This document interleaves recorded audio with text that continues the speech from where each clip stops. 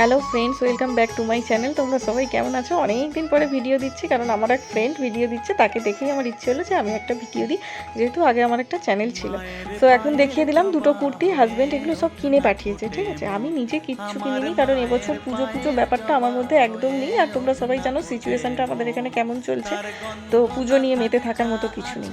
তো আমি চেষ্টা করছি একই ভিডিওতে, একটা ভিডিওতে তোমাদেরকে সমস্ত কিছু দেখিয়ে দেবার।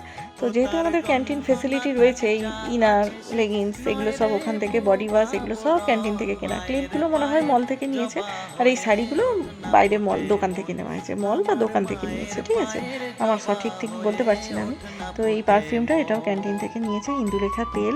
এটা একটা ওয়াচ রয়েছে, টাইটানের ওয়াচ। তো আমাদের এখানে মানে ওয়াচ পাওয়া যায় ক্যান্টিনে, কিন্তু অত কালেকশান নেই বাইরের দিকে যতটা আছে, বুঝতেই পারছো।